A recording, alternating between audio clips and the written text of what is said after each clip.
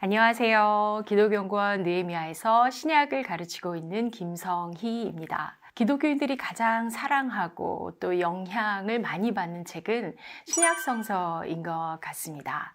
그래서 저는 오늘 여러분들이 신약을 쉽게 읽고 바르게 이해할 수 있도록 신약성서의 정의와 배경 그리고 어떻게 읽을 것인가에 대해서 말씀드리려고 합니다. 네, 우리가 보통 이제 성경이라고 하잖아요. 성경은 그리스어로는요, 비블로스라고 해요. 이 비블로스는 사실 고대 지중해 연안에서 자라고 있던 식물이었고요.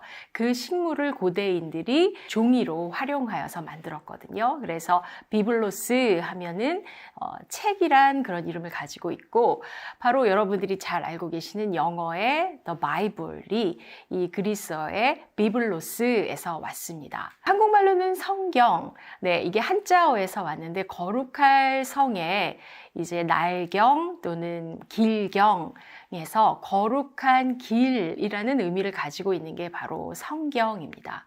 그래서 우리가 성경을 읽는 이유는 바로 거룩한 길로 인도함을 받기 위함이다라고 이렇게 정의할 수 있을 것 같습니다. 네, 성경은 여러분이 아시다시피 구약과 신약으로 구성되어 있죠. 바로 이 성경은 약속에 관한 책이다라고도 이야기를 할 수 있습니다.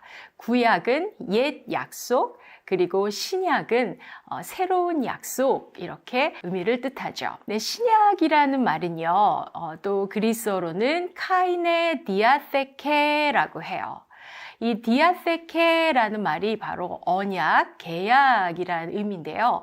이 디아라는 그 그리스어는 전치사로 누구와 누구 사이에라는 의미를 가지고 있거든요. 그리고 세케는 무엇을 놓다라는 그런 동사에서 나왔어요. 그래서 디아테케 하면 누구와 누구 사이에 무엇을 놓다라는 말이거든요.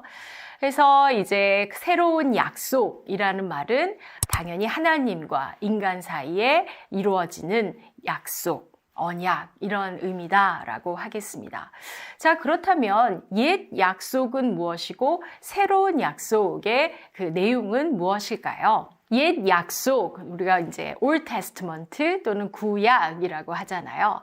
옛 약속은 하나님이 이 사람에게 율법을 주어서, 그러니까 하나님과 사람 사이에 율법을 주어서 그 율법을 사람들이 잘 지키면 하나님은 너희들의 하나님이 되겠고 너희들은 나의 백성이 될 것이다 라고 약속하신 거. 이거 이제 바로 옛 약속의 의미입니다. 하나님께서 이제 가장 먼저 사람을 택하시고 이 언약, 약속을 이룬 그 대상은 바로 아브라함이거든요.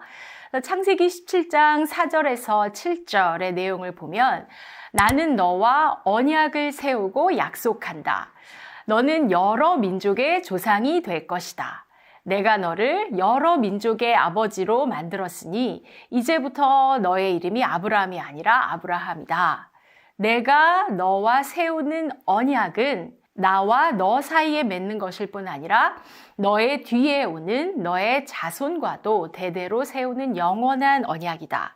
이 언약을 따라서 나는 너의 하나님이 될 뿐만 아니라 뒤에 오는 너의 자손의 하나님도 될 것이다. 이렇게 처음 아브라함과 약속을 맺으셨죠. 자, 그러나 어땠나요? 하나님이 이제 사람과 관계하시기 위해서 이 율법을 주셨지만 사람들이 그 율법을 잘 지키지도 못했고 그 율법을 통해서 하나님께로 나아오지도 못했죠. 그래서 결국은 이스라엘에서 주변의 강대국에 의해서 망하게 되고 또 포로기 시절을 맞이하게 되고 다른 나라에 잡혀가서 이렇게 포로로 살아가는 그런 삶을 살아가게 되죠.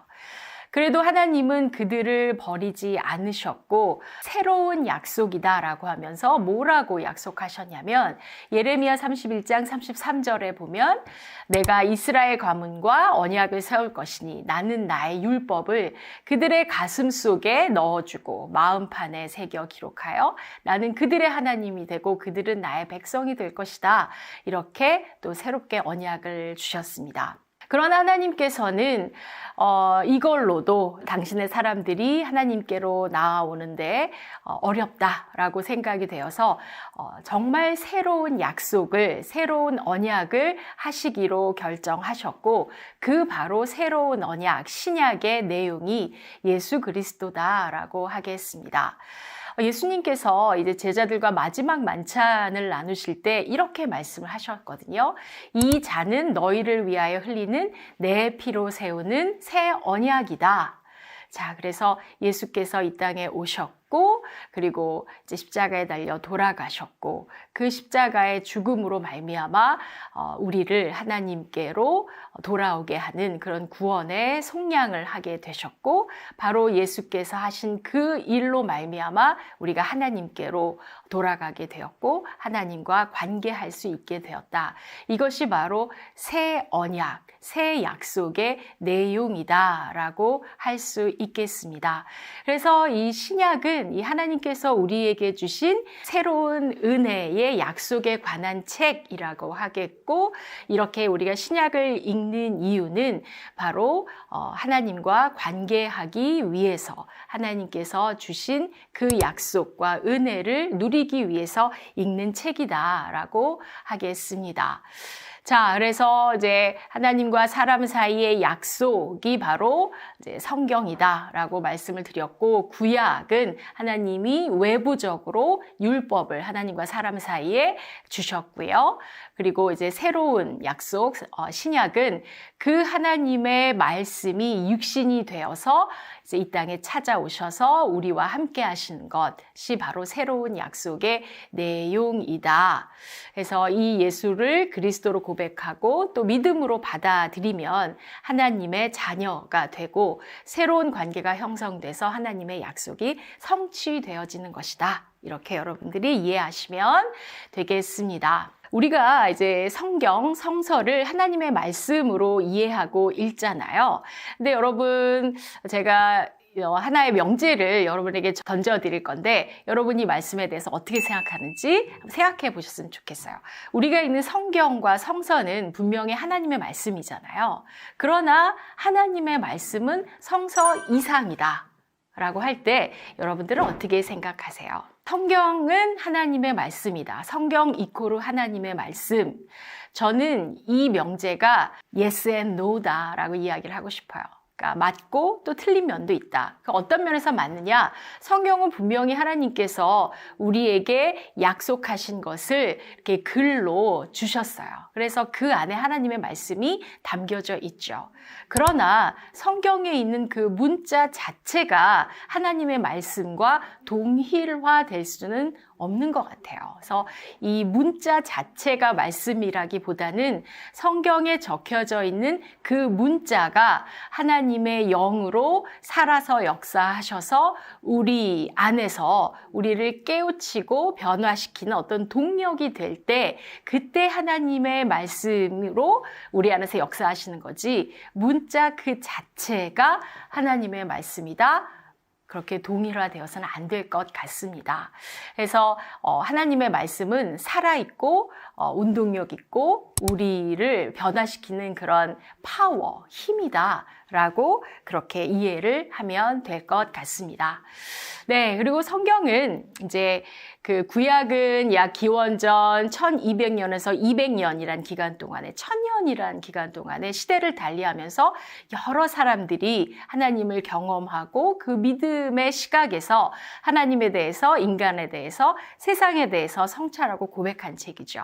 신약도 마찬가지로 한 기원 후 50년에서 50년 중반부터 110년, 크게는 120년까지 역시 또 하나님을 경험한 예수 그리스도를 구주로 믿고 고백하고 또 예수님의 부활을 경험한 사람들이 또 하나님의 뜻을 성찰하면서 또 하나님에 대해서, 인간에 대해서, 세상에 대해서 고백하고 우리가 하나님의 뜻대로 살아갈 수 있도록 돕는 책이다라고 여러분들 그렇게 이해하시면 될 것 같습니다. 자, 먼저 우리가 이제 신약성서가 몇 년에 쓰여졌는지 이 신약성서에 관련된 연대기부터 좀 말씀드리려고 할게요. 뭐 신약성서는 우리 예수님이 없었다면 쓰여질 필요가 없었죠. 자, 여러분 예수님은 언제 태어나셔서 언제 돌아가셨는가? 여러분들 다 알다시피 우리가 뭐 기원 전과 기원 후를 나누는 그 기준점이 예수님의 탄생이다라는 거는 다 아시잖아요. 그래서 BC 하면 before Christ, 그리고 이제 기원 후를 뜻하는 AD는 아노 도미니 해서 이거 라틴어인데 주님의 해라는 의미로 우리가 BC, AD 이렇게 많이 사용하고 있죠. 이제 우리가 2025년도를 살아가면서 예수님이 이제 태어나신 지 2025년도가 되었다라고 말할 수 있겠지만 학자들이 연구를 해보니까 이제 예수께서 태어나실 때에 그 이스라엘을 다스리고 있던 왕이 헤롯 대왕이었거든요. 근데 그 헤롯 대왕의 비문이 발견되어지는데 이걸 그 역사적으로 고증학적으로 살펴보니 약 기원전 4년경에 그 헤롯이 이제 죽었다라는 것을 발견하게 되었습니다.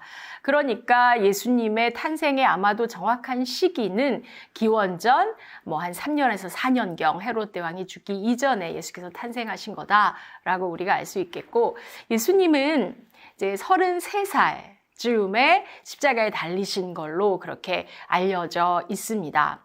저도 33살이 훨씬 넘었는데 제가 어렸을 때는 예수님을 굉장히 큰 어른으로 이해를 했어요. 근데 33살에 돌아가셨다? 아, 예수님이 청년이었구나 라는 것을 새롭게 인지하게 되더라고요. 그래서 예수님이 굉장히 그 젊은 시절에 하나님의 아들로서의 사역을 하셨고 또 십자가에 달려 돌아가셨거든요. 그래서 청년 예수께서 AD 30년경에 십자가에 달려 돌아가셨고 또 부활하셨다라고 알 수 있겠고, 그리고 그 이후에 이제 신약 성서가 예수님의 부활을 경험한 사람들에 의해서 쓰여지기 시작하거든요. 신약 성서 27권 중에서 제일 먼저 쓰여진 책은요, 바울 서신이에요. 그래서 바울의 편지 중에서 데살로니가 전서가 가장 먼저 쓰여졌고, 그 쓰여진 해가 아마도 50년 한 중반쯤일 것으로 예상이 됩니다. 그래서 50년대에서 60년대 초반까지 바울 서신이 가장 먼저 쓰였다라고 알 수 있겠고,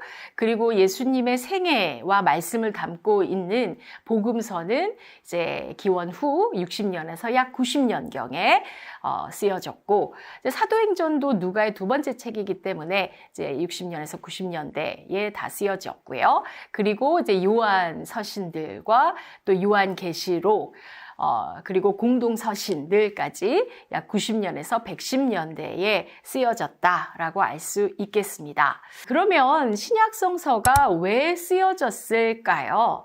일단 초대 기독교인들은 사실은 예수님이 다시 오신다고 약속을 했기 때문에 자기들이 살아 생전에 예수님이 다시 오실 것 같다라고 믿고 살았습니다.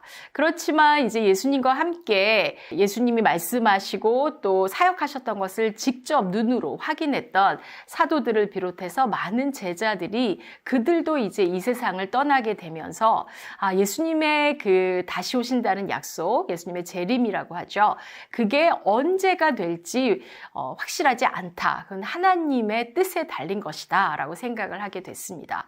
그러면 왜 예수님의 재림이 이렇게 우리가 생각했던 것보다 더 지연이 됐을까? 왜 지금 금방 안 오실까?라고 했을 때 이 초대 기독교인들은 이것은 하나님의 은혜일 것이고 하나님이 우리에게 바라시는 뜻이 있을 것이다. 그것은 바로 선교를 위해서 하나님께서는 모든 사람들이 다 예수 그리스도로 말미암아 구원을 얻고 하나님께서 주시는 그 생명과 은혜를 누리기를 원하기 때문에 아마 우리에게 선교를 원하시는 것 같다라고 초대 기독교인들은 그렇게 이해를 했습니다. 그러면서 이제 이들은 이거를 이제는 글로 적어야겠다라는 필요성을 느끼게 된 거죠.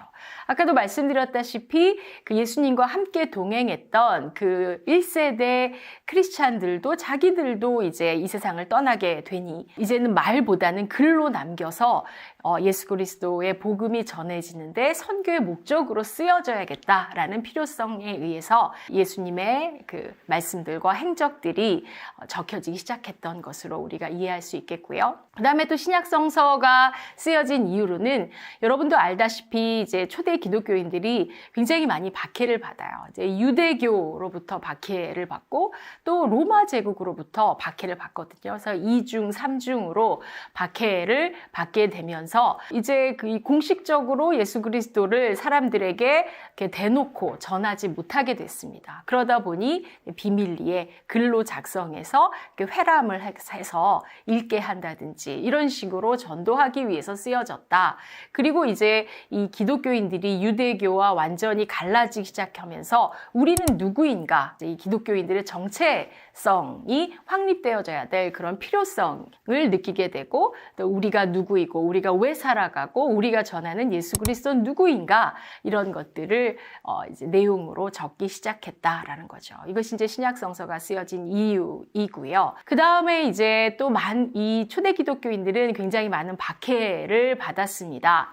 참 신기한 것은 기독교 역사에 있어서 이 기독교인들이 많은 박해를 받고 또 그러니까 외부적인 어려움이 있을수록 그들의 신앙은 굉장히 더 순수하고 간절했고 더 진리에 가까웠던 것으로 보여집니다. 그래서 이들은 여러 그 외부적인 어려움을 겪게 되면서 서로 위로하고 격려하고 우리가 진리의 편이고 진리 위에 서 있다라는 것을 확인하고 또 그 비전을 전해야 되는 그런 필요성들이 생기게 됐고요. 또 이런 목적들을 위해서 신약 성경이 쓰여졌다. 라고 이해할 수 있을 것 같습니다. 우리 신약 성경은요, 모두 27권으로 이어져 있습니다. 신약 성서의 구성에 대해서 말씀드리겠는데요. 먼저 신약 성경은 예수 그리스도의 말씀과 행적을 다루고 있는 복음서라는 책이 있죠. 마태, 마가, 누가, 요한복음, 사복음서라고 하죠. 이 4개 복음 중에서 또 마태, 마가, 누가 복음서, 이 3개 복음서를 같은 관점에서 예수 그리스도를 전하고 있다라고 해서 공관복음이라고 하고요. 그다음에 이제 요한복음은 이 공관복음과는 조금 다른 시각에서 예수 그리스도를 설명하고 있는 복음서 책이다라고 하겠습니다. 그리고 또 역사서 중에 하나로 사도행전이 있는데요. 이제 이 사도행전이 예전에는 독립적인 책으로 연구가 되어졌어요. 이 사도행전이 사도들의 그 12사도들과 또 바울의 그런 그 선교의 사역들을 적고 있는 신학적인 책으로 또 역사서로 이렇게 사람들이 많이 이해를 했는데 이제 19세기 이후에 역사 비평이 발전하면서부터 학자들이 무엇을 보게 되었냐면 이 사도행전이 독립된 책이 아니라 누가복음과 이어서 이해해야 되는, 왜냐하면 저자가 누가복음과 사도행전의 저자가 같다라는 것을 발견하게 되었고 내용도 그리고 주제도 그 책의 문체나 주제들도 유사한 것을 발견하게 되었습니다. 그래서 이제 누가복음과 사도행전을 같이 연결해서 연구하게 되는 이것이 이제 새로운 경향성, 오늘날의 경향성이다라고 하겠습니다. 자, 그리고 27권 중에서 가장 많은 내용을 포함하고 있는 게 바로 바울의 편지들이죠. 바로 27권 중에서 13권이 바울의 이름으로 쓰여진 편지들입니다.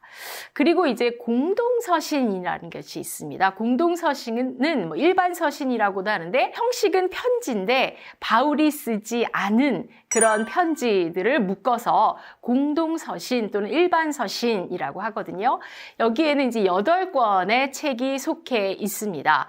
히브리서는 예전에는 히브리서도 바울이 썼을 것이다 라고 이야기를 했는데 요즘에는 히브리서는 바울이 쓴 것 같지는 않고 저자는 누구인지는 확실히 모르겠다라고 이야기를 해요. 그러나 유대교의 전통에 아주 능숙하고 그러나 또 헬라적 철학이나 수사학에 굉장히 익숙하고 잘하는 어떤 그런 좀 엘리트 출신의 저자가 유대교와 또 헬라 철학을 모두 다 통합하여서 예수 그리스도를 이해하고 전하는 그런 책이다라고 보통 이야기를 하고요.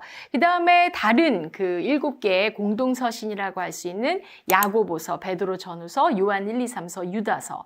이거는 되게 재밌는 게 이제 바울이란 사람은 주로 그 이방인들을 위해서 사역하신 그런 사도였잖아요. 그래서 이방인들에게 복음을 전하는 그런 역할들을 바울이 감당했다면 공동서신에 대표되는 이름들, 야고보는 이제 그 예수님의 동생으로서 예루살렘의 첫 번째 그 수장, 지도자라고 할 수 있는데 야고보를 비롯해서 또 베드로 그리고 요한 그리고 야고보의 동생으로 알려져 있는 유다까지 유대교의 신학에 더 익숙하고 유대교인들을 중심으로 해서 선교를 펼쳤던 그런 그 대표적인 사람이 쓴 책들로 묶여진 게 공동서신이에요. 그래서 최근에 이 공동서신의 세관점이라는 그 분야를 연구하고 있는 학자들은 이 공동서신이 바울 서신과 일종의 어떤 그 밸런스를 맞추기 위해서 조화를 이루기 위해서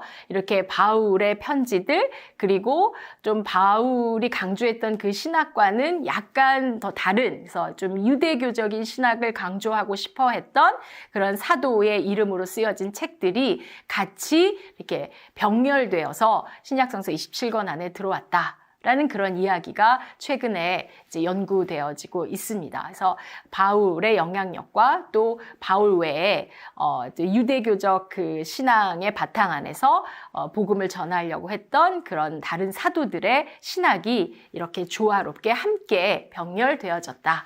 라는 것을 우리가 볼 수 있고요. 그 다음에 이제 마지막으로 묵시문학이라는 장르에 속해 있는 요한계시록이 있죠. 이 묵시라는 말은요, 헬라어로는 아포칼립시스라고 해서 영어로는 revelation이라고 하죠. 숨겨진 것이 비밀리에 드러나는 것, 이걸 이제 묵시라고 해요. 그래서 이 묵시문학이라는 장르는 뭐 구약에는 다니엘서나 또 뭐 에스겔서, 신약에 있어서는 마가복음 13장 그리고 요한계시록 이런 것들이 묵시문학에 속하는 책들인데 묵시문학은 어떤 때에 일반적으로 발생하게 되냐면 굉장히 그 외부적인 어떤 박해를 받는다든지 고난 속에 있다든지 아주 어려운 상황 속에 있을 때 어떤 상징이나 숫자 그다음에 비유 이런 것들을 사용해서 그 메시지들을 은밀하게 전달하고 있는 것 이것을 특징으로 하는 것이 묵시문학이다라고 하겠습니다. 자, 이렇게 신약 성서는 27권으로 구성되어져 있습니다. 그래서 복음서 4권, 그리고 역사서 1권, 사도행전, 그리고 이 사도행전은 이제 누가복음과 같이 연결되어서 이해되어지는 것이 이제 오늘날의 트렌드다라고 할 수 있겠고, 또 바울의 편지는 총 13권인데 그 13권 중에서 바울이 감옥에서 쓴 편지들이 있어요. 소위 이제 옥중서신이라고 하죠. 그래서 빌립보서, 빌레몬서, 그리고 에베소서, 골로새서 이렇게 4개의 서신을 옥중서신이라고 하고 또 목회와 관련된 그런 내용을 다루고 있는 편지다 해서 목회서신이라고 불려지는 편지에는 디모데 전서, 디모데 후서, 그리고 디도서가 이렇게 있습니다. 그리고 이제 바울 서신과 평행되어서 어떤 신학들이 한 곳에 치우치지 않도록 서로 조화를 이루도록 공동서신이라는 걸로 왔는데 그 공동서신은 히브리서를 비롯해서 야고보서, 베드로 전후서, 요한 1, 2, 3서, 유다서 이렇게 구성되어 있고 마지막으로 요한계시록이 있다. 그래서 총 27권 어떤 책들인지 여러분 이제 다 이해하셨을 것 같습니다. 우리가 신약 성경을 27권만 가지고 있지만 사실 이제 초대 기독교에서 예수 그리스도에 관해서 쓰여진 책들이 꼭 27권만 있었던 거는 아니에요. 사실 훨씬 더 많았거든요. 근데 굉장히 많았어요. 그 굉장히 많은 책들 중에서 추려진 거예요. 추려지고 선택되어진 책이 오늘날 우리가 가지고 있는 27권의 책이거든요. 그럼 이 27권의 책이 주로 어떤 기준들에 의해서 언제 우리가 소위 말하는 경전이 되었는가? 일단 콘스탄티누스 대제가 이제 기독교의 모든 박해를 이제 멈춰라라고 이야기했던 그런 이제 밀라노 칙령 이전에는 기독교인들이 이제 박해받고 이제 서바이벌 자체가 중요했기 때문에 이런 경전을 이루는 이런 일들은 하지 못했어요. 그러나 이제 4세기 때부터 우리가 그리스도를 전함에 있어서 선교의 목적으로 이 책들을 읽고 이 책들을 통해서 우리가 그리스도를 알게 되는데 이것을 경전으로 만들어야겠다라는 필요성을 느끼고 4세기부터 경전화 작업에 들어가게 됩니다.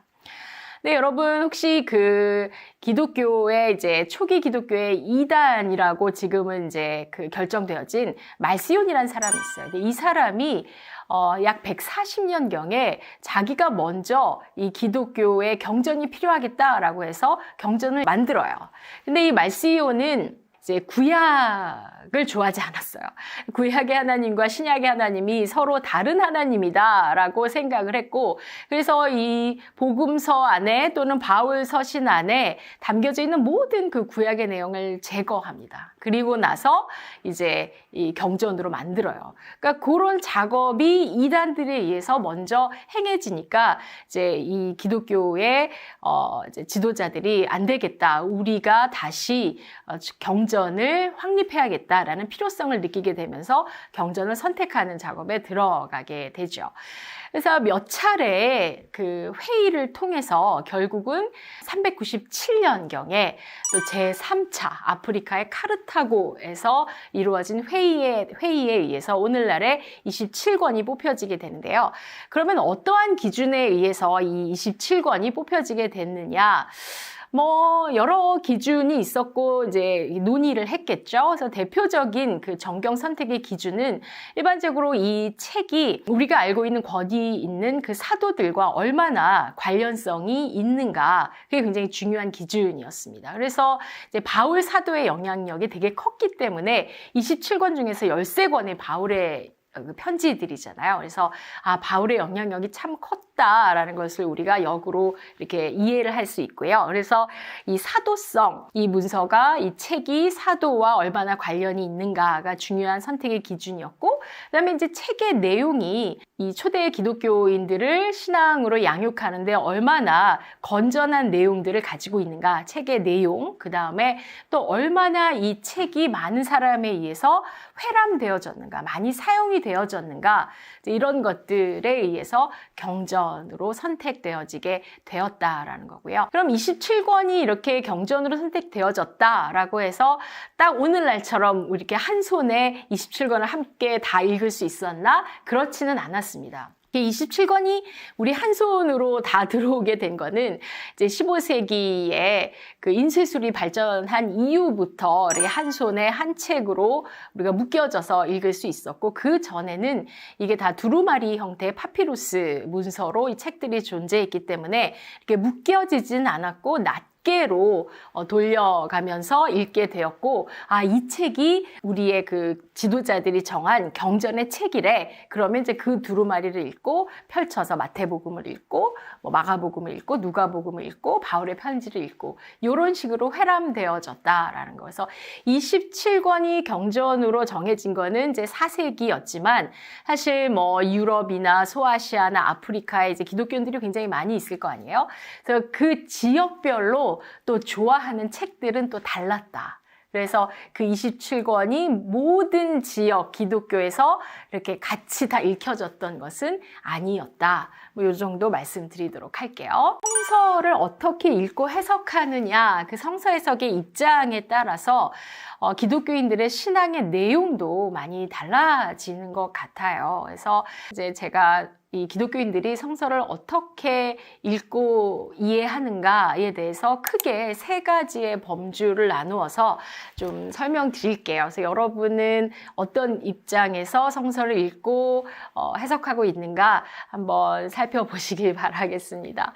첫 번째로는요, 우리가 이제 보수주의적 입장이라고 할 수 있겠는데, 이 보수주의 입장에서는요, 성경을 좀 그 문자 그대로 이해하려는 경향성이 있는 것 같아서 문자 하나하나가 다 하나님의 영감으로 쓰여진 책이고 이 문자 하나하나가 다 하나님께서 직접 말씀하신 거다. 그래서 그 문자 표현 그 자체가 권위 있는 하나님의 말씀으로 이해하려는 그런 경향이 있습니다. 그래서 이 보수주의 쪽에 속해 있는 기독교인들은 그래서 이 성경의 그 문자나 그 표현 이게 되게 중요해요. 그래서 좀 이쪽에 있는 사람들은 그 구절 중심으로 좀 성경을 이해하려는 경향성이 있습니다.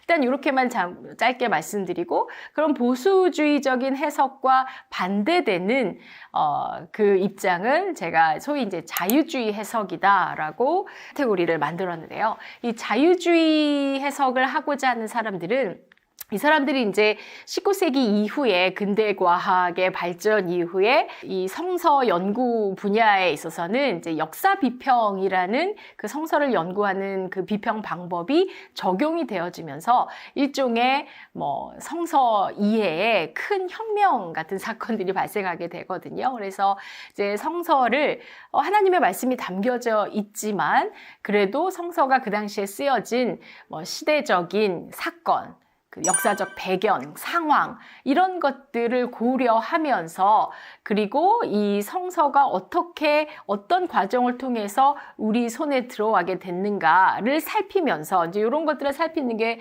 소위 본문 비평이라는 건데요.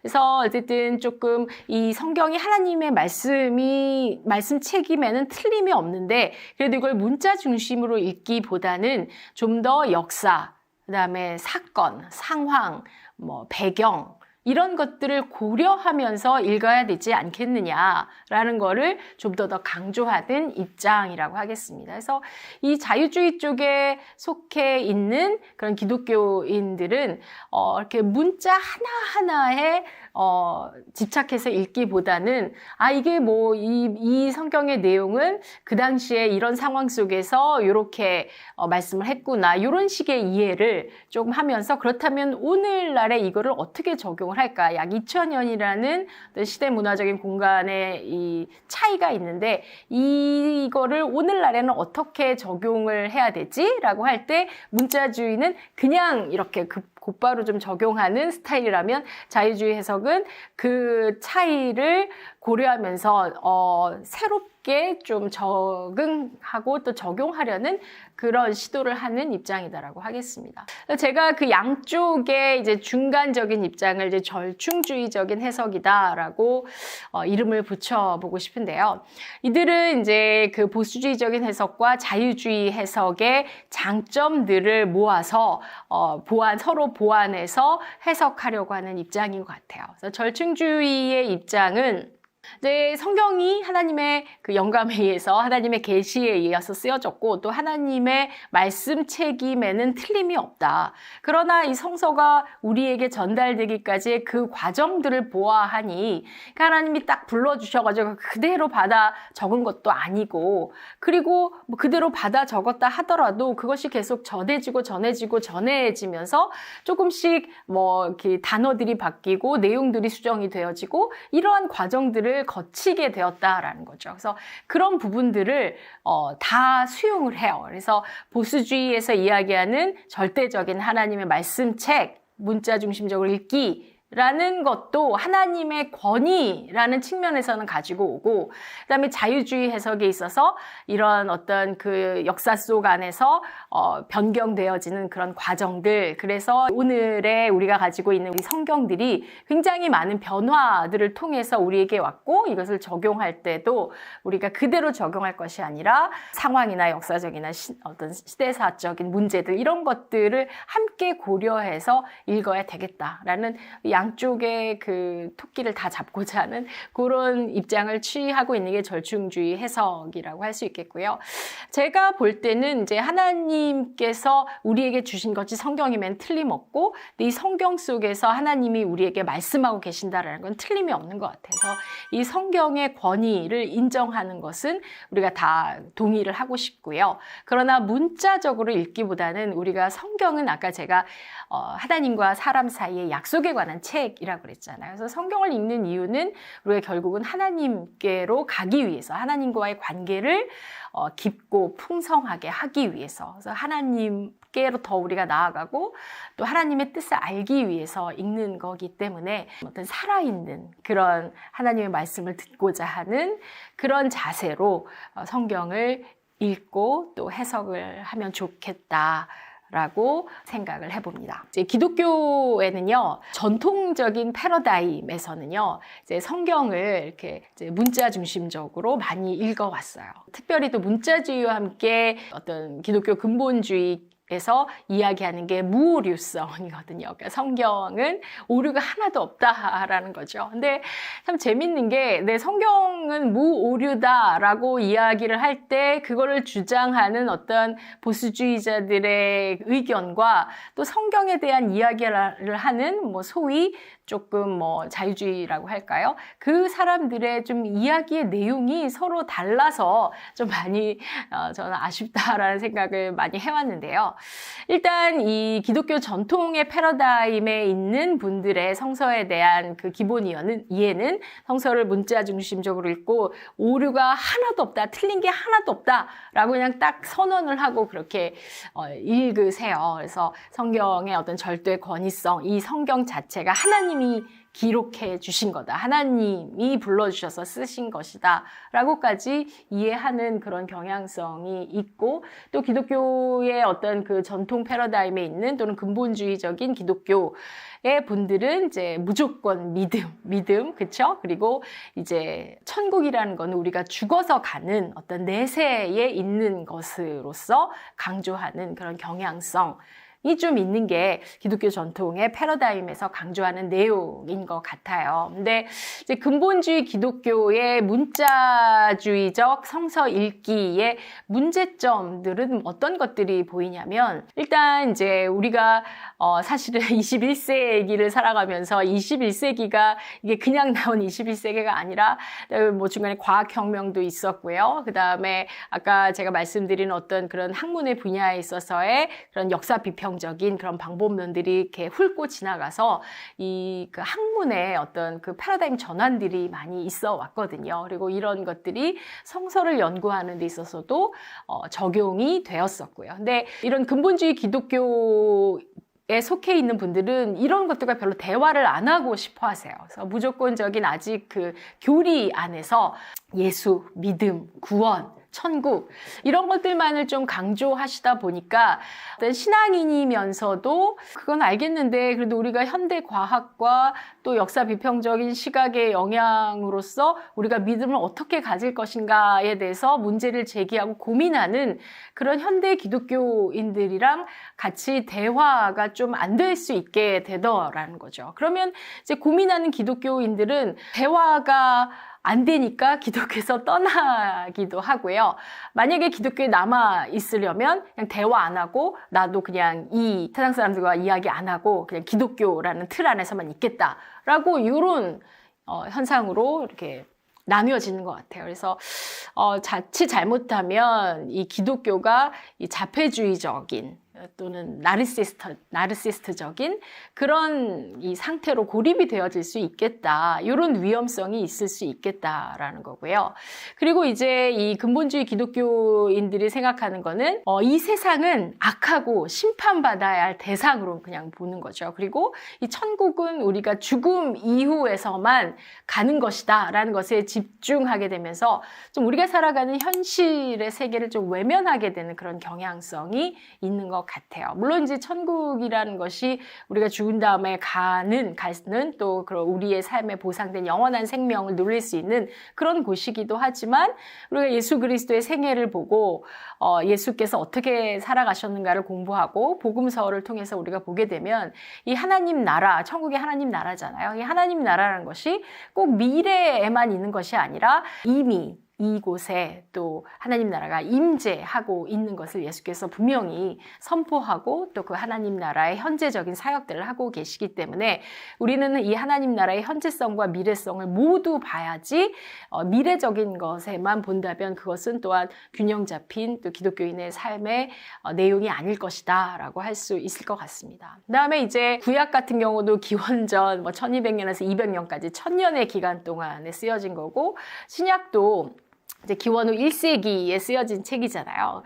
그러다 보니 그 내용들이 이제 상당히 우리 21세기를 살아가는 그런 우리네 그런 환경과 또 우리의 그 시대적인 사조와 많이 좀 이렇게 멀 수 있거든요. 다를 수 있거든요. 이러다 보니 이제 그 근본주의 기독교인들 분들은 굉장히 취사 선택해서 성경을 읽는 경향성이 또 나타날 수 있어요. 그러니까 뭐 구약에서 우리 문화와 안 맞는 것들 있잖아요. 그럼 그냥 다 버리고 나에게 필요한 것들만 이렇게 선택해서 성경을 읽고 해석하다 보니 굉장히 자의적으로 성서를 해석하는 경향성이 있고 그리고 이제 구약이나 신약에서 언어들 특히 이제 구약에 상당히 많죠. 굉장히 오늘날의 시각으로 볼 때는 굉장히 폭력적인 그런 표현들도 많이 있잖아요. 그런 것들까지도 그냥 문자주의적으로 다 흡수해서 소위 거룩한 전쟁, 성전이라는 의미로 그런 폭력성을 정당화하기도 하는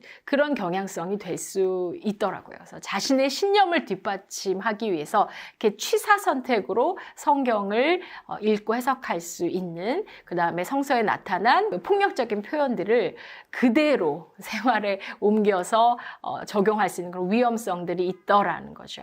그 다음에 이제 또 하나의 문제점으로 드러날 수 있는 건 뭐냐면 이 성경을 읽으면서 사실은 내가 얼마나 죄인인가, 내가 얼마나 하나님 앞에서 변화되어져야 할 부족한 존재인가, 나의 부족함, 나의 연약함, 나의 죄성을 발견하면서 이제 하나님의 은혜를 구하는 그런 책으로 가야 되는데, 근데 또 한편으로는 이제 자기를 굉장히 의인화시킬 수 있는 그런 위험성도 있는 것 같아요. 그러니까 예를 들면 예수님의 이야기를 읽을 때 예수님이 있고 제자들이 있고 또 바리새인이 있고 뭐 사두개인들이 있고 예수님을 비판하는 사람들이 있잖아요. 그러면 사람들은 일반적으로 읽을 때 내가 예수님을 굉장히 사랑하는 그런 제자로 주로 많이 투영해서 읽더라고요. 그러니까 내가 바리새인이 될 수도 있고 예수를 십자가에 못 박으라고 소리쳤던 그 군 중에 한 사람이 될 수도 있고 그러니까 내가 그 다양한 사람들이 될 수도 있는데 나는 예수님께 사랑받는 제자, 나는 하나님이 특별히 사랑하는 사람, 자신을 그렇게 생각하는 것도 굉장히 중요하긴 합니다만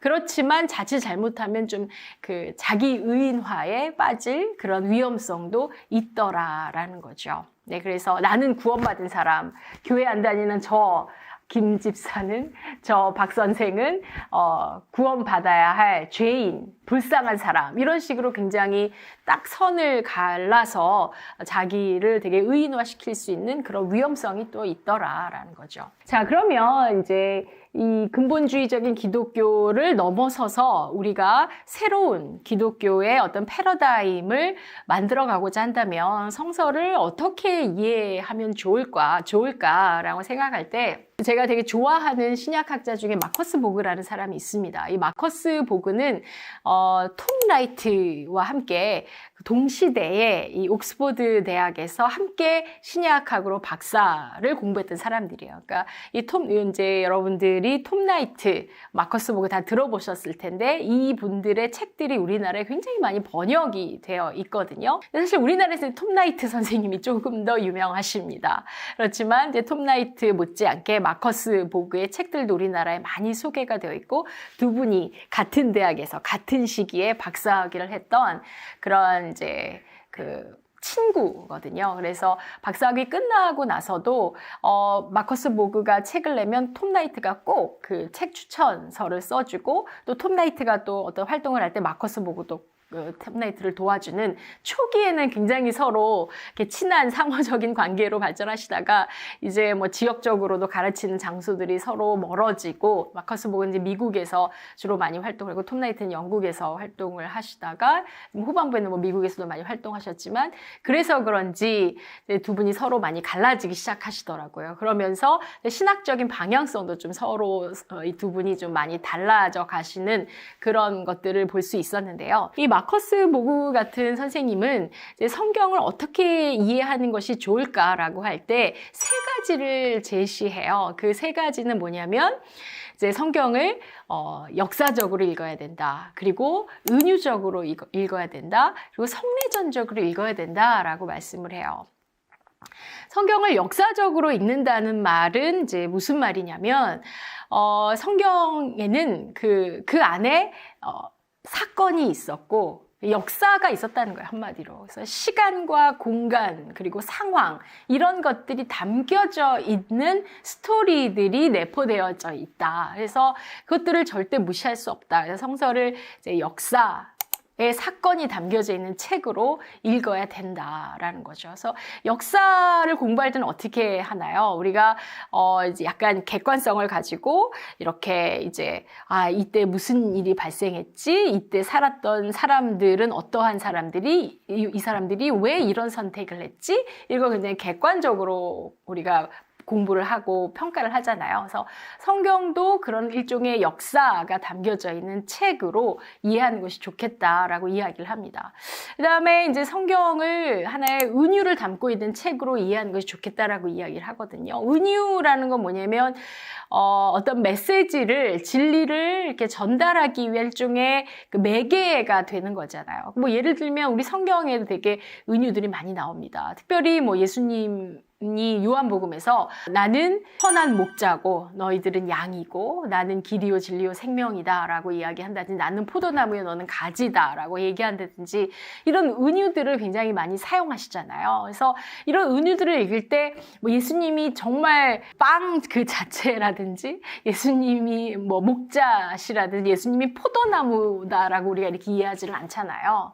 그래서 이거는 어떤 상징적인 그래서 어떤 관계성을 설명하기 위한 더 그 메시지를 풍성하게 하기 위한 매개가 바로 은유라는 거죠. 그래서 은유는 하나 이상의 다양한 의미들을 더 풍성하게 만들어낼 수 있는 그런 어떤 창조적인 그런 매개가 바로 은유인데 성경을 그렇게 읽어야 된다라고 설명하는 게 마커스 보그입니다. 그 다음에 성례전적으로 이해를 해야 된다라고 이야기를 해요. 성례전이라는 건 뭐냐면 여러분 우리 개신교에서는 대표적인 성례전이 이제 세례하고 성만찬이잖아요. 그 세례하고 성만찬 대표적인 성례전인데 우리가 그걸 왜 하죠?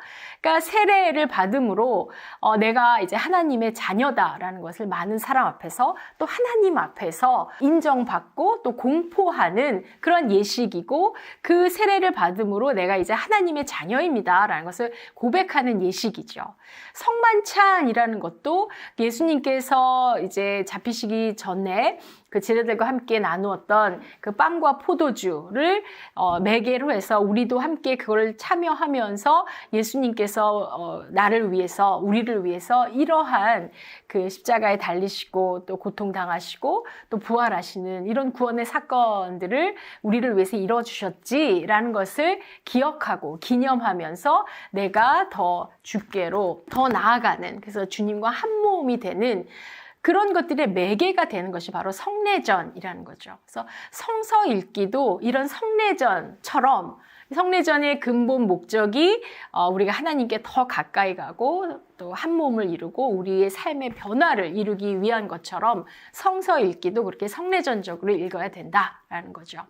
그리고 신앙의 궁극적인 목표는 관계적이고 변혁적이어야 된다라고 이야기를 해요. 그래서 우리 신앙은 어떤 교리적인 것도 되게 중요하죠. 그러나 교리적인 틀에 갇혀 있기보다는 우리가 하나님과 관계하면서 이제 우리의 삶을 그리고 우리가 살아가는 어떤 공동체의 삶을 변화시키고 변혁시키고 발전시키는 것 이것이 이제 신앙의 핵심이다라고 이야기를 합니다. 그리고 신앙이라는 거는 교리의 문제가 아니라 살아가는 삶의 실천 인간에 관한 문제다라고 그렇게 이야기를 합니다. 네, 그래서 이제 기독교의 어떤 새로운 패러다임이 있다면 여기서 강조되어져야 할 내용은 하나님과 살아있는 관계를 맺는 것, 이것이 가장 중요한 것이다. 여기에 초점을 둬야 된다. 그리고 또 하나님의 계시이면서 또 제자도의 표본인 예수 그리스도를 닮아가는 것, 이것이 이제 강조되어져야 한다라는 거. 그래서 예수 그리스도를 닮아가려면 그분이 어떤 상황에서 무슨 말씀을 하셨는지, 또 어떤 일을 하셨는지 그걸 공부를 해야 우리가 예수님을 닮을 수 있잖아요. 그래서 저는 이제 한국 기독교가 주로 이제 사실 개신교 자체가 바울의 신학을 근거로 해서 믿음으로 구원을 얻는다. 그게 이제 개신교의 대표적인 교리인데, 이제 그것도 되게 중요하고, 이제는 저희 개신교가 업그레이드 되려면 예수 그리스도를 배우자. 그래서 예수를 닮자. 이쪽에 좀 더 포커싱을 해서 예수를 닮아가는 기독교인으로 변화되어야 하지 않을까라고 생각합니다. 그리고 이제 이 새로운 기독교 패러다임의 내용은 성령의 공동체, 또 자비의 공동체, 그리고 사회적 정의에 의한 우리의 삶의 변화를 중요시하는 그런 방향성으로 나아가야 된다라는 거죠. 그래서 하나님 나라가 아까도 말씀드렸지만 미래에도 분명히 보장되어 있는 것이지만 사실 그 미래에만 있는 것이 아니라 우리가 살아가는 우리의 현재의 삶 안에도 하나님의 나라가 임하는 것이기 때문에 그 하나님 나라의 그 삶의 내용들을 우리가 함께 만들어가고 체험해가고 경험하고 그것을 전파하는 것, 이것이 복음 전파의 좀 내용이 되어야 할 것 같다. 라는 거에서 복음의 내용이 이제 우리가 개인적으로 예수 그리스도를 믿고 고백하고 예수를 주님으로 받아들이는 것, 이것이 이제 첫 번째 단계이겠지만 그 넘어서서 이제 공동체적으로 예수를 닮고 그 예수를 닮은 행위를 공동체 안에서 행하고 그 공동체가 예수의 말씀을, 예수의 행위를 바깥으로 전파하는 것. 공동체가 전파하는 것, 이것도 우리가 새로운 기독교의 패러다임 안에서 좀 강조되어져야 할 부분이 아닐까라고 생각을 합니다. 네, 그래서 이제 구원을 이 세상 이후의 삶으로 강조하는 것도 중요하겠지만 이제는 우리 현재 이 삶의 변화, 그래서 이 세상 안에 하나님의 나라가 임하는 것에 좀 더 관심을 갖는 방향으로 이제 기독교의 새로운 패러다임이 발전했으면 좋겠다라는 거. 우리 한국 기독교가 사실 성경을 중심으로 많이 발전해 온 게 사실이긴 합니다. 근데 이전에 기존의 어떤 패러다임 안에서의 성경 읽기는 주로 구절 중심으로 읽고 외웠던 것 같아요. 그래서 우리 보면 저도 어렸을 때 보면 이렇게 그 기독교 백화점에 가면 이 성경 말씀 구절 이렇게 조금 해가지고 포켓으로 가지고 다닐 수 있었던 게 있었거든요. 그래서 이렇게 단어장처럼 이렇게 하나씩 뽑아서 성경 말씀 읽고 해서 그렇게 저도 신앙생활을 훈련했었었는데 이제 그게 사실 많이 도움이 돼요. 왜냐하면 그런 구절들을 이제 머릿속에 외워두고 또 마음속에 담아놓으면 어려운 일이 있거나 그럴 때 그것들이 많이 생각이 나고 그게 또 하나님의 말씀으로 또 하나님께서 그것들을 사용하셔서 우리를 위로하시고 또 격려하시고 또 새로운 길로 인도하시고 그래서 그 구절을 외우는 것도 저는 굉장히 중요하다라고 생각을 합니다. 그러나 이제는 거기서 좀 더 업그레이드된 기독교의 어떤 새로운 패러다임 안에서 성경 읽기를 좀 더 업그레이드 하자면 이 구절 중심도 중요하지만 그 구절의 좌우 맥락을 이해해서 이야기 중심으로 그 구절이 속해 있는 단락을 이해하고 그 단락이 또 어떠한 흐름 안에서 취해져 있는지, 그러니까 전체 어떤 스토리를 이해하는 방식으로 성경 읽기를 좀 해야 되지 않을까라고 저는 생각을 합니다. 그래서 이제 우리가 큐티 많이 하시잖아요. 그래서 큐티를 되게 구절 중심으로 하는데 그 큐티의 대상이 좀 더 확장이 되어서 단락에서 하나의 장으로, 그 다음엔 또 하나의 전체 책으로 이런 식으로 확장해서 이 성경을 이해한다면 우리가 공동체 안에서 성경을 읽고 적용할 때 그 스토리 중심으로 우리가 성경을 이해할 때 굉장히 많은 도움이 됩니다. 그래서 이제 구절 중심에서 이야기 중심으로 성서 읽기를 하자라고 제안을 드리고 싶고, 그 다음에 이제 그 본문을 읽을 때는 그 본문이 어떠한 상황에서 이 이야기가 나오게 됐는지 상황을 항상 함께 이해하는 방식으로 성경을 읽었으면 좋겠다. 그래서 어떤 그 신약의 마가복음 1장 1절부터 5절까지를 읽었다. 그러면 요 단락이 나오게 된 그때 상황은 어땠지? 그 배경은 어땠지? 그래서 이제 우리가 보통 컨텍스트와 텍스트라는 이야기를 하거든요. 그래서 텍스트와 컨텍스트, 이거를 동전의 양면처럼 항상 함께 이해를 해야 된다. 성경을 읽을 때에서 여러분들이 성경 본문을 읽으면 이 본문 뒤에 어떤 일이 발생했었지? 이걸 같이 생각할 수 있고, 그리고 실제로 무슨 사건들이 있어서 이 말씀들이 어떻게 그들에게 정말 중요한 하나님의 어떤 말씀으로 작용이 되었고 파워가 됐는지 함께 이해할 때, 우리가 성경을 우리의 삶에 적용할 때 또 배울 수 있는 하나의 모델이 될 수 있을 것 같아요. 그 다음에 이제 그 성경을 읽고 성찰하고 적용을 할 때, 저도 이제 어렸을 때부터 굉장히 그 구절 중심으로 성경을 읽다 보니 나에게만 적용하는 것에서 끝났거든요. 근데 이제는 그 나에게만 적용하고 끝나지 말고, 그 다음에 나로부터 이제 물론 출발을 해야 되죠. 그래서 나를 성찰하고 나에게 적용을 해서 나의 변화를 가져오는 것, 하나님이 나에게 무엇을 원하실까? 그것이 이제 굉장히 중요하겠지만 조금 더 확장시켜서, 그러면 나의 가족에게는, 내가 속한 공동체에는, 그리고 교회를 다닌다면 내 교회에는, 내 직장에는, 그리고 내가 속해 있는 이 사회에는, 내 나라에는, 우리나라에는, 그리고 좀 더 넣으면 아시아에는, 그다음에 전 세계에는, 이런 식으로 이 성찰하고 적용하는 것을 좀 확장시켜 나갔으면 좋겠다라는 거서 제가 제안해 드리고 싶어요. 그래서 구절 중심에서 이야기 중심으로 나아가자. 본문을 읽을 때는 그 상황이 무엇이었는지 항상 함께 이해하려고 하는 연습을 하자. 그리고 적용에 있어서는 나, 가족, 교회, 직장, 사회, 나라, 세계로 확장시켜 나가서 적용하고 서로 나누자. 저는 이 나누는 게 되게 중요한 것 같거든요. 그래서 원래 이제 기독교는 이제 혼자 돌을 닦는 종교가 아니고요. 함께 하나님께 나아가는, 그러니까 커뮤니티로, 공동체로 함께 나아가는 게 굉장히 기독교의 어떤 그 중요한 특징 중에 하나라고 생각하거든요. 그래서 이 말씀을 적용할 때 반드시 이렇게 함께 나누는 것, 공유하는 것, 이게 굉장히 중요한 것 같습니다. 신약 성서를 읽을 때 우리가 항상 그 본문을 읽으면 그 배경이 어땠을지, 이 성서의 뒤에는 어떤 사건들이 발생했을지 제가 의심하고 또 이해하자라고 말씀을 드렸잖아요. 그래서 본문과 상황을 같이 봐야 된다. 이것이 굉장히 중요하다라고 말씀을 드렸는데요. 그러면 신약 성경 27권이 쓰여질 때 그 당시에 시대적인 배경은 어땠는지 말씀드리도록 하겠습니다. 일단 정치적으로는 로마 제국의 식민 지배를 받고 있었습니다. 여러분, 유대인들의 역사는요, 항상 그 식민 지배를 받은 역사가 거의 성서의 배경이었던 것 같아요.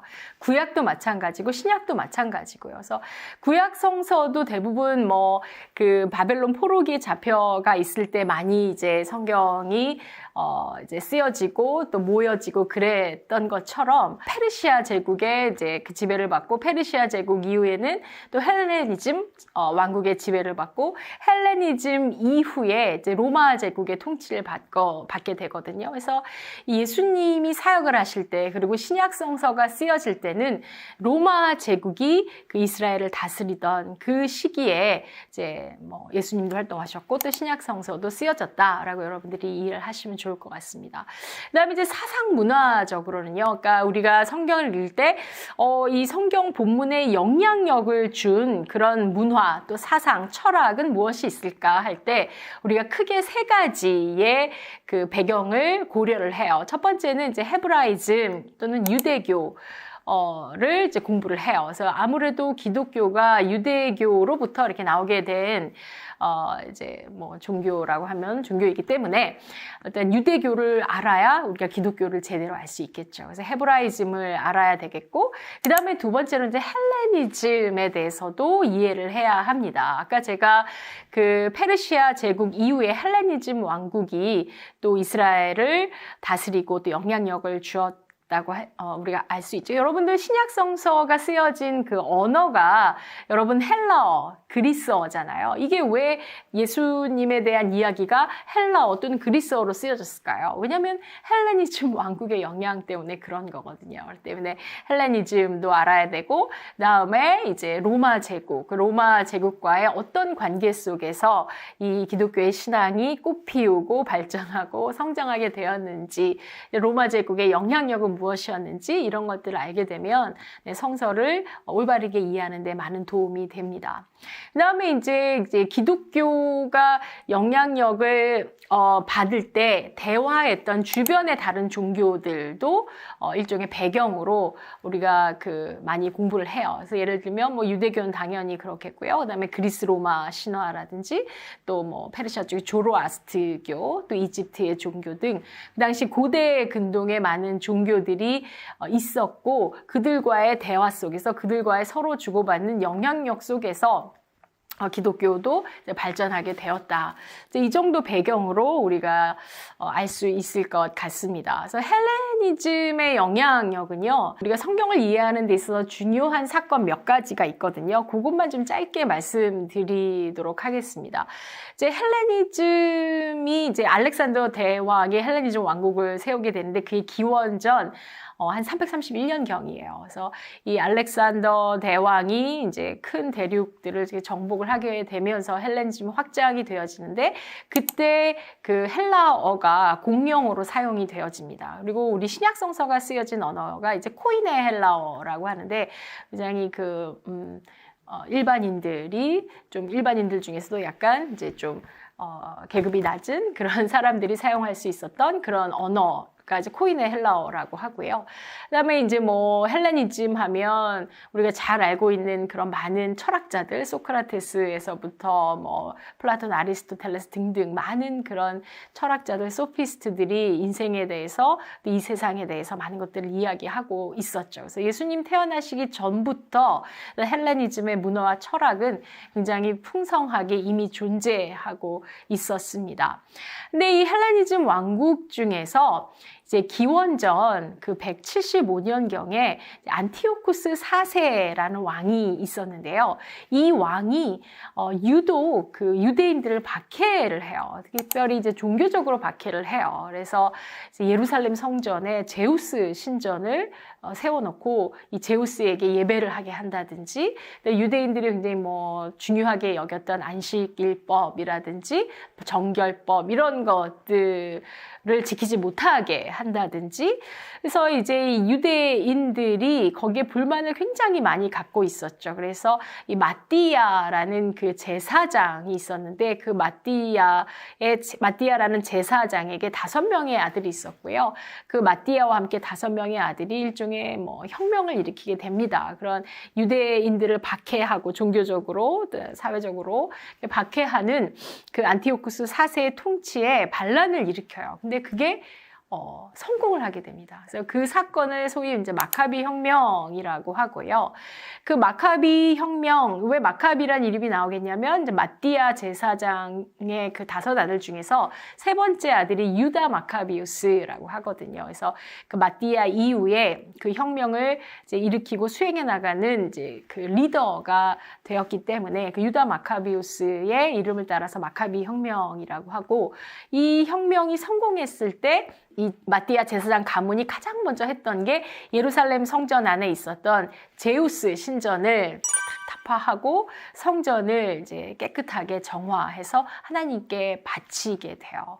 그게 이제 그 소위 유대인들이 지금까지도 절기로 지키고 있는 하누카의 기원이 됩니다. 그리고 이 하누카는 요한복음 10장에 이제 수전절 성전을 이제 정화해서 하나님께 드린다라는 그런 의미의 수전절로 등장을 해요. 그리고 이 마카비 혁명이 성공한 이후에 그 유대 독립 왕조를 세우게 되는데 그게 이제 하스몬 왕조예요. 하스몬 왕조고 그 하스몬 왕조가 로마 제국의 장군이었던 폼페이 장군이 이제 로마 제국의 예루살렘에 입성하기 전까지 하스몬 왕조가 쭉 이어지게 되거든요. 근데 재미있는 거는 이 하스몬 왕조가 마카비 혁명에서 이제 승리를 해서 독립왕조를 세웠을 때 여기에 이거는 하나님의 뜻이 아니다라고 이제 그 반대를 하면서 따로 나아가서 독립적인 공동체를 이루면서 신앙생활을 했던 그런 이제 집단이 있는데 여러분들 들어보셨겠지만 그 집단들이 소위 쿰란 공동체, 쿰란 공동체라고 해요.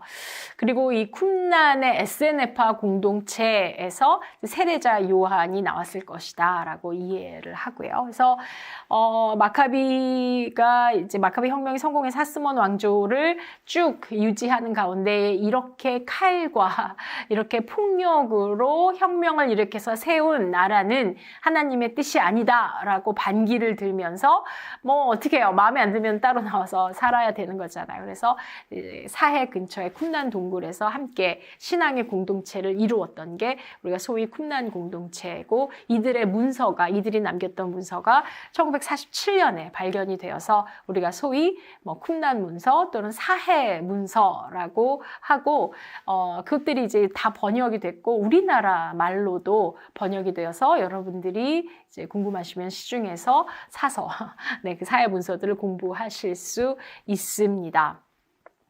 자, 그다음 이제 이 하스몬 왕조는 이제 폼페이 장군의 입성과 함께 차츰차츰 이제 사라지게 되고요. 그 다음엔 헤롯 대왕이 통치를 하게 되죠. 이 헤롯 대왕이 통치했을 때 예수님이 탄생하시거든요. 근데 헤롯 대왕이 통치를 하다가 헤롯 대왕이 기원전 4년경에 이제 죽게 되고요. 헤롯 대왕이 죽은 다음에는 역시 헤롯의 아들들에 의해서 나라가 이제 분할되어져서 분봉왕으로 그렇게 다스려지게 됩니다. 그래서 헤롯 안티파스라는 왕은 이제 갈릴리 지역과 베레아 지역에, 그 다음에 헤롯 아켈라우스는 예루살렘을 중심으로 한 유다 지역에, 그 다음에 헤롯 필립은 이제 북쪽의 소아시아 지역에 이렇게 이제 나누어서 다스리게 되고, 헤롯 안티파스 같은 경우는 그 세례자 요한을 참수시켰던 그런 왕입니다. 그리고 유다 지역을 다스렸던 그 헤롯 아켈라우스는 이제 폭정을 하게 돼요. 그래서 폭력으로 유대인들을 다스리는 폭정 정치를 해서 이제 유대인들이 그 로마 제국에 가서 우리는 헤롯 아켈라우스의 폭정을 견딜 수가 없다, 바꿔달라 해서 이제 그때부터 로마 제국에서 총독을 보냅니다. 그래서 여러분 그 로마가 보낸 총독으로 너무나 잘 알고 있는 한 분 계시죠? 사도신경 외울 때마다 나오시는 분, 등장하시는 분, 바로 빌라도 총독인데, 이 빌라도 총독은 이제 기원 후 26년에서 36년까지 그 남쪽 유다 지역에 파송된 그 로마의 총독이고, 이제 5대 총독이었다라고 해요. 그래서 로마가 보낸 5대 총독이었고, 이 빌라도가 예수님을 십자가에 못 박으라고 선언을 하고 그 이후에 이제 36년경에 로마로 돌아가게 됩니다. 그러면 이제 신약성서가 아까 제가 그 헬라어, 코인의 헬라어로 쓰여졌다라고 했잖아요. 여러분, 예수님이 말씀하셨던, 사역하실 때 말씀하셨던 그 언어는 아람어 이고요. 유대인들, 그러니까 구약도 그렇고 그건 히브리어로 쓰여졌죠.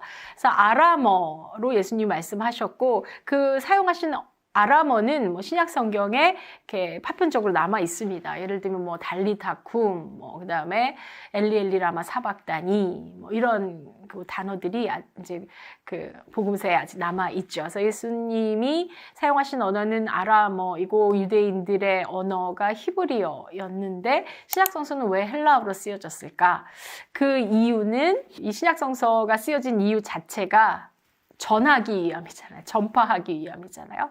그러니까 전파하기 위함이니 이게 그 당시에 공용어로 사용되었던 헬라어로 쓰여져야 이제 예수님의 행적과 복음의 말씀들을 전할 수 있기 때문에 그래서 헬라어로 쓰여졌다 라는 거 여러분들 알아두시면 좋을 것 같습니다. 그러니까 사실은 우리가 생각해 볼 수 있는 게 우리가 이제 예수님의 말씀이라고 해서 우리는 이제 한국 성경으로 읽잖아요. 한국어 성경으로 읽잖아요. 근데 이 한국어 성경은 그리스어 성경에서 번역이 된 거잖아요. 그런데 사실 예수님이 말씀하신 거는 그리스어가 아니었잖아요. 그러니까 아람어였었는데, 그래서 아람어가 그리스어로 번역이 돼서 예수님 말씀이 적혀진 거고, 그것이 이제 우리는 한국어로 다시 번역이 되어서 예수님 말씀으로 읽고 있는 것이다라는 거. 그러니까 이 예수님은 아람어로 말씀하셨는데 그게 그리스어로 번역이 되어져서 적혀졌고, 이게 우리가 다시 한국어로 읽고 있는 거다. 그래서 이 번역의 단계에서도 또 어쩌면 그런 의미들이 작지만 어떤 여러 가지 변화가 있었을 것 같다라는 거 말씀드리겠습니다. 자, 여러분들 이제 특히 복음서를 읽을 때 예수님의 적대자들이 상당히 많이 나와요. 그래서 유대인들이 예수님이 많은 적대자들로 등장하는데 그 중에서 이제 나오는 대표적인 사람들이 바리새파 사람들이거든요. 근데 이 바리새파 사람은 누구냐? 바리사이라는 말은 분리되어진 그런 말들이고요. 이 바리새파는 한마디로 얘기하면 율법 전문가들이에요. 그래서 그 유대인들 가운데 율법을 가장 잘 아는 유대 전문 율법가들이었는데 예수님이 활동하실 때는 이 바리새파 사람들이 정치적인 영향력이 없었어요. 그래서 그 당시에 그 대표적인 그 예루살렘의 통치 기구 중에 하나가 산헤드린 의회였잖아요. 그래서 이 산헤드린 의회에서 이 바리새파는 큰 영향력을 발휘할 수 없었습니다. 그래서 이 바리새파 같은 경우는 주로 흩어져서 그 회당을 중심으로 회당에서 유대인들에게 율법을 가르치고 예배를 드리는 그런 일을 했던 평민, 율법 지도자이면서 종교 지도자 역할을 했었던 사람들이다. 그러면 실질적으로 예수님이 활동하실 때 큰 정치 세력을 가지고 있었던 사람은 사두개파라고 할 수 있어요. 솔로몬 시대에 제사장 중에서 사독이라는 이름이 있었죠. 그 사독의 후손들 이제 사두개파 사람들이에요. 그러니까 제사장 계급이라고 할 수 있겠고요. 이 산헤드린 의회에서 가장 큰 영향력을 발휘하고 있었던 그 사람들이었다라고 할 수 있겠습니다. 그러나 이제 이 예루살렘 성전이 AD 70년경에 이제 멸망하게 되거든요. 이제 성전이 멸망하게 되면 사실 제사장들이 그 파워가 줄어드는 거예요. 왜냐하면 성전에서 제사를 드리고 이런 일을 이제 주관했던 사람들이 이제 사두개파 제사장인데. 근데 성전 자체가 무너지니까 제사를 드릴 일이 없어지게 되죠. 그렇게 되면 성전이 무너지면 자연스럽게 사두개파의 영향력은 줄어들게 되고 그러면 성전이 없는 상태에서 누가 더 큰 권위와 영향력을 발휘하게 되느냐? 그 율법의 전문가들, 그러니까 바리새파인들이 더 큰 영향력을 미치게 되는 거죠. 그래서 사실은 우리 그 성경이 특별히 복음서 같은 경우는 예루살렘 성전이 무너진 이후에 기원후 AD 70년 이후에 다 쓰여지게 되거든요. 그러니 사실은 사두개파보다 바리새파 사람들이 더 큰 예수님의 적대자들로 권위 있는 사람들로 많이 나와요. 그 이유는 성서가 쓰여지던 시대에 사두개파는 거의 이제 성전이 무너졌으니 그 영향력은 줄어들어가고 실질적으로 바리새파 사람들의 영향력이 컸기 때문에 예수님의 적대자로 바리새파가 더 크게 묘사되어지고 있는 것 같다라는 거죠. 유대인들 가운데서도 이 종파들이 굉장히 다양했고 다양한 그런 신학을 가지고 있는 사람들이 있었다라는 거. 그래서 바리새파 말씀드렸고 사두개파. 바리새파와 사두개파의 차이는 사도행전에 바울의 입으로 나와요. 바울도 바리새파 사람이었잖아요. 그래서 사두개인들은 부활을 믿지 않고 천사를 믿지 않는다. 이런 표현을 하게 되거든요. 그래서 신학들도 그러니까 같은 유대교 안에서도 좀 신학들이 약간씩 서로 달랐던 것 같습니다. 그래서 바리새파 율법 전문가, 사두개파, 제사장 그룹, 그다음에 이제 에세네파라는 말은 성경에 나오지는 않습니다. 그러나 아까 제가 말씀드렸던 쿰난 공동체에서 이제 경건한 사람들이라는 표현이 에세네라는 표현이거든요. 그래서 되게 경건을 추구하면서 이제 금욕주의적인 아주 신실한 신앙을 추구하면서 살았던 사람들이고 테레자 요한이 에세네파 출신이었던 것으로 보인다. 있었다라는 거죠.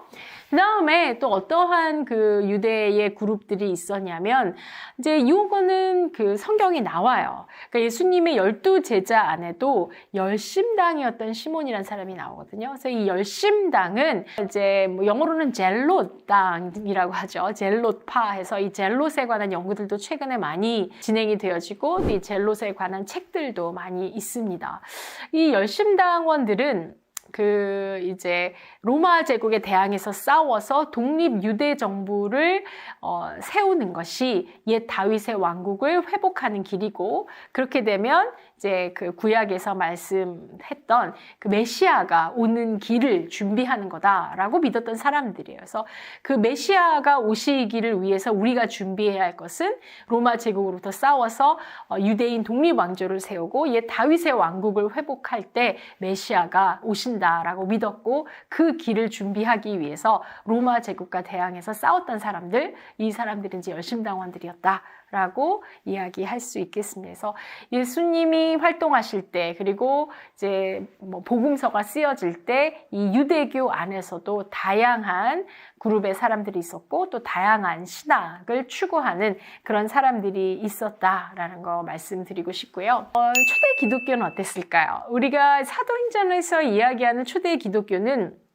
굉장히 뭐 복음이 예루살렘으로부터 시작해서 차츰차츰 이제 사마리아로 전파되어지고 이방에게, 그리고 땅끝까지 이르러서 복음이 아주 점차적으로 이렇게 발전되어지고 퍼지는 그런 이제 멋진 하나의 그 드라마처럼 소개가 되어지는데요. 이제 실질적으로 초대 기독교가 어땠을 것인가를 연구를 해보면 초대 기독교 안에서도 신학이나 그 신앙의 내용들이 다양했을 것으로 보여집니다. 그래서 사실 우리 개신교만 해도 굉장히 뭐 교파도 많고, 또 그들의 신앙도 그 내용도 많이 다르잖아요. 다르고 또 다양한데, 뭐 그거는 이제 초대 기독교 때부터 그랬다라고 여러분들이 이렇게 말씀드리고 싶고, 이 다르다라는 것이 오히려 더 강점이 될 수도 있다라고 저는 생각해요. 그래서 이 다르지만 서로를 조금 인정해주는 그런 태도를 갖는다면 서로가 서로에게 배울 수 있고, 우리의 공동체 안에서 부족한 점들을 좀 배울 수 있고 영향을 받아서 더 발전시킬 수 있는 토양이 될 수 있다. 그래서 이 다양성에 대해서 우리 너무 두려워하지 말자. 이 다양성을 그 자체로 어떤 살아가는 인생의 당연한 어떤 삶의 터전으로 우리가 인정하고 받아들인다면, 이 다양성 때문에 너무 속상해할 것이 아니라 다양성 속에서 포용성을 배우고 또 인정하는 것을 배우면서 또 내가 발전할 수 있는 그런 하나의 디딤돌 같은 걸로 우리가 다양성을 인정했으면 좋겠다라는 생각이 들어요. 그래서 초대 기독교에도 다양했다. 네, 초대 기독교에도 다양한 공동체들이 있었다라는 거 여러분들에게 말씀드리겠습니다. 신약 성서 같은 경우는 한 뭐 50년대 중반부터 그 110년, 120년대까지 쓰여졌다라고 그랬잖아요. 근데 그 시대에, 동시대에 쓰여진 또 다른 그런 문서들도 있어요. 그래서 뭐 간단하게 말씀드리면 70인역이라고 하는데, 70인역은 구약 성경이 히브리어로 쓰여졌잖아요. 그래서 이게 그리스어로 번역된 구약 성경을 70인역이라고 해요. septuagint라고 영어로는 하는데요. 이거는 이제 그 헬레니즘 왕국에서 일종의 헬레니즘의 문화를 번성시키는 일종의 프로젝트로 이제 유대인들의 경전이 구약 성서이고 히브리어로 쓰여졌으니 이거를 이제 헬라어로 번역을 해라 라는 프로젝트를 실시하고 12개의 지파에서 6명씩 뽑아서, 그래서 이제 총 72명이죠. 72명에서 이제 2명은 탈락시키고 70인이 번역 이 프로젝트에 참석했다. 그래서 70인역이라고 이야기를 하고요. 70인역은 이 신약 성서에서 보면 구약 인용을 되게 많이 하잖아요. 그러니까 신약에서 인용되어지는 구약 인용은 대부분 다 이 70인역에서 온 것이다 라고 이야기를 할 수 있겠습니다. 그 다음에 아까 제가 예수님이 아람어로 말씀하셨다고 그랬잖아요. 그래서 이 아람어로 이 히브리어 성경이 이렇게 번역 번역이 되어진 책이 있어요. 그게 탈굼이라고 하는데 그 탈굼도 신약 성서가 쓰여지던 시대에 함께 존재했던 책이고 또 그 밖에 아까 제가 27권만 있는 게 아니라 27권 외에 수많은 다른 그런 문서들이 있었잖아요. 그거를 외경이라고 해요. 그래서 경전에 들어오진 않았지만 경전 바깥에 있는 책들이다. 그래서 외경이라고 하고요. 또 이제 위경이라는 책도 있어요. 위경이라는 책은 구약 시대에 이미 존재했던 훌륭한 권위 있는 사람들의 이름을 따서 그들이 지은 책이다. 라는 해서 이제 위경, 모세 승천기, 에녹서 이런 것들 이제 위경이라고 하고요. 그다음에 아까 제가 그 쿰난 공동체 소개해 드렸죠. SN의 파 사람들이 쿰난 공동체에 있는데 이 사람들이 쓴 문서를 사해 문서들이라고 하고 또 이제 예수님과 동시대 또 예수님 이후에 이제 활동했던 그 유대인 출신이면서도 헬레니즘 철학의 전문가였던 필로라는 사람이 있었습니다. 그래서 필로가 이제 헬레니즘의 어떤 철학적인 틀로 구약 성경을 이해하고 해석하는 그런 많은 작업들을 남기는데 그 필로의 책을 우리가 공부를 하게 되면 신약 성경을 또 이해하는데 함께 비교할 수 있는 중요한 자료가 되고 그다음에 이제 그 유대인 역사를 이해하기에 좋은 자료로는 이제 요세푸스라는 사람이 있었는데 그 요세푸스는 이제 예수님 이후에 활동했던 사람으로 유대 전쟁사라든지 유대 고대사라는 책을 썼고요. 이 요세푸스의 책들은 우리나라 말로도 다 번역이 됐습니다. 그래서 예수님 시대 그리고 예수님 시대 전후로 유대에서 어떤 역사들이 발생했는지를 알려면 이 요세푸스의 책을 읽어보면 우리가 많은 그런 지식을 습득할 수 있다라는 거. 그다음에 그 밖에도 또 유대인의 이 라바이들이 쓴 미슈나, 미드라시, 탈무드 이런 책들도 또 우리가 신약을 읽는 데 있어서 또 도움이 될 수 있는 바깥의 자료로서 참고할 수 있다라고 하겠습니다. 이제 예수님은 아람어를 사용하셨는데 그 예수님의 행동과 말씀들은 그리스어로 적혀졌고 근데 그리스어로 적혀진 이 책들이 딱 하나만 있었던 게 아니에요. 굉장히 수많은 사본들이 있었거든요. 사실은 신약 성경 같은 경우는 원문은 없어요. 원문은 없고 오직 사본들만 있어요. 원본은 사라지고 사본들만 많이 있는데 그 사본들만 있는데 우리가 가지고 있는 읽고 있는 책이 어떻게 만들어졌을까? 바로 이 사본들을 쭉 학자들이 비교하고 연구하면서 이것이 원래의 성서의 원문과 가장 비슷할 거야 라는 작업들을 통해서 이게 가장 원문에 가깝지 않을까라고 재구성을 하는 작업을 하거든요. 이런 재구성의 작업을 하는 거를 이제 그 전문적으로는 본문 비평이라고 그래요. 본문 비평.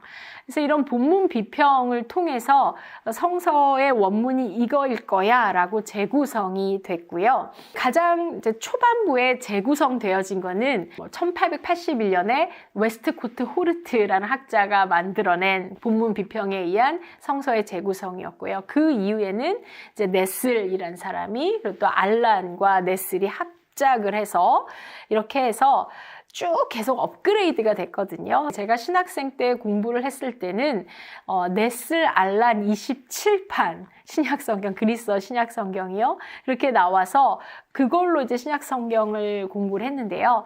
2012년도에는 네슬 알란 28판이 나왔어요. 그래서 지금 아마 신약성경, 그리스어 성경을 공부하시는 분들은 아마 이 네슬 알란 28판으로 그리스어 성경을 공부하실 것 같아요. 네슬 알란 28판은 뭐냐? 네슬 사람 이름이에요. 학자 이름. 알란 학자 이름입니다. 이들이 연구해서 재구성해낸 그 그리스어 성경 본문이 28번 업그레이드가 되고 재구성이 되어졌다라는 거고요. 그 신약 성경 그 네슬 알란 28판이 이제 이렇게 번역이 되어지고 또 전 세계에 퍼지고 있다라는 걸로 이해를 하시면 좋을 것 같아요. 그러니까 신약 성경에 원문은 없어요. 원문은 없고 우리가 가지고 있는 그리스어 성경은 이 사본들을 비교해서 재구성해서 이제 학자들이 이렇게 만들어낸 이게 원문에 가장 가깝지 않을까라고 해서 만들어낸 그 그리스어 성경을 우리가 읽고 있고 그것이 번역되어져서 세계에 전파되어진 것이다. 이렇게 여러분들이 이해를 해주시면 좋을 것 같습니다. 한국어 성경은 어떻게 발전되어져 왔을까? 한국어 성경은요, 1887년에 존 러스라는 이제 선교사님께서 예수 선교전서라고 1887년에 가장 먼저 이제 번역을 해서 전파를 하셨고요. 이제 최초의 공인 역본으로는 1900년에 신약전서, 1911년에는 구약전서 라고 이렇게 제목으로 해서 공인 역본으로 전파가 되어졌습니다. 이 공인 역본들은 여러분들이 잘 알고 있는 그런 선교사님들 언더우드, 아펜젤러, 스크랜튼 등이 함께 모여서 한국어 성경 번역위원회를 만들고 거기서 출간되어진 공인 역본입니다. 그리고 이제 1936년에 구약전서가 나오게 되고요. 그다음에 1937년에 신약전서가 나옵니다. 그리고 이제 1956년에 성경전서 개역 한글판이 나오거든요. 그래서 이제 그게 아마 여러분들이 가장 많이 읽으셨던 그 책일 것 같아요. 그러다가 1967년에 이제 새번역이라는 게 나와요. 이제 우리나라 학자들 중심으로 새번역위원회에서 출간됐고, 또 1977년에는 공동번역이라고 해서 카톨릭과 개신교가 함께 출간을 했던 그 성경책이 있습니다. 그리고 이제 1993년에 표준 새번역이 출간됐고요. 그다음에 이제 1998년에 아까 말씀드렸던 1956년에 그 개역 한글판이 개정이 되었어요. 그게 개역 개정판이고 지금 아마 개신교도가 가장 많이 읽는 성경 버전의 이제 대표적인 게 이제 개역 개정판이죠. 그게 아까 1956년에 번역된 것을 개정한 것이다라는 거고요. 그다음에 젊은이들 같은 경우는 새 번역을 많이 읽거든요. 근데 이제 그거는 2001년에 새 번역 성경이라고 그래서 이제 대한성서공회에서 그 성경을 이제 번역해서 출판했고요. 이제 이게 표준 새 번역의 개정판으로서 지금 이제 읽혀지고 있습니다. 그리고 또 하나 지금 대한성서공회에서 프로젝트로 진행하고 있는 거는 이제 디지털 세대를 위한 성경 번역이다라고 그래서 이제 젊은 분들을 위해서 성경을 좀 더 쉽게 해석하고 많은 분들이 쉽게 접근할 수 있도록 이렇게 디지털 안에서 기기 안에서 성경을 또 쉽게 읽을 수 있도록 하게 하는 그런 번역 작업이 지금 진행이 되고 있습니다. 자, 제가 이제 여러분들에게 신약 성경의 정의에서부터 신약 성경의 구성, 그리고 신약 성경을 읽기 위한 배경, 그리고 올바르게 신약 성서를 읽기 위한 방법, 이런 것들, 그리고 예수님이 활동하실 때 유대교의 다양한 종파들, 그리고 초대 기독교에서 활동했던 다양한 종파들, 그들의 신앙들, 이런 다양성들에 대해서 이야기를 해드렸는데요. 그래서 우리가 이제 성경을 읽고 우리 기독교인들이 살아가고자 하는 삶의 방향은 무엇이냐? 저는 주기도문에서 찾아볼 수 있다라고 생각해요. 매주일 우리가 예배 드릴 때마다 고백하는 그 주기도문 가운데 나라가 임하옵시고, 그렇죠? 그리고 뜻이 하늘에서 이루어진 것 같이 땅에서도 이루어지게 하옵소서. 그래서 우리 기독교인들의 삶의 방향은 그 하늘의 뜻이, 즉 하나님 나라의 뜻이 이 땅에 임하게 하는 그런 기독교인으로서 또 기독교 시민으로서 살아가는 것, 이것이 우리가 성경을 읽고 배우고자 하는 그런 전체적인 우리 삶의 방향이 아닐까 생각합니다. 왜냐하면 사실 예수님께서 우리에게 그런 하늘나라의 열쇠, 천국의 열쇠를 우리 손에 이렇게 쥐어주셨거든요. 그래서 그 천국의 열쇠로 열라고 하는 것은 바로 하나님 나라가 임하게 하는 그것을 위해서 우리에게 천국의 열쇠를 주셨죠. 그래서 하나님 나라의 뜻은 예수님께서 보여주신 그 삶 그 자체대로 또 하나님, 예수님, 성령님의 상호 내주하심 가운데 하나님의 대표 성품인 사랑과 거룩, 자비와 평화, 정의와 공의가 나의 삶으로부터 시작되어서 나의 가족과 교회와 사회로 연결되어지고 그리고 제도화되어져서 그 안에서 우리가 기쁘게 생명을 누리면서 더불어 상생하며 살아가는 것, 이것이 바로 하나님의 나라가 이 땅에 임하는 삶의 내용이지 않을까 생각합니다. 네, 감사합니다.